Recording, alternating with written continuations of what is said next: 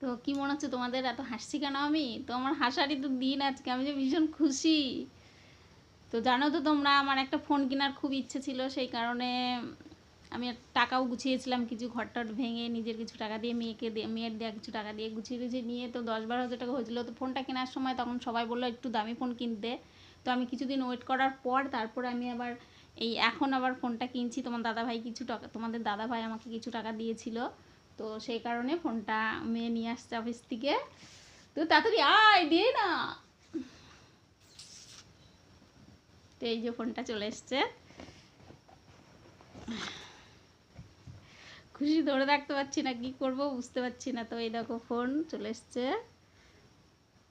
মেয়ে ওখান থেকে খুলে টুলে এনেছে। তো ভিডিওটা ভালো লাগলে প্লিজ প্লিজ পাশে থাকো আমার ফোনটার জন্য, আমি ভীষণই খুশি, তাই তোমাদের সাথে শেয়ার করলাম। টাটা।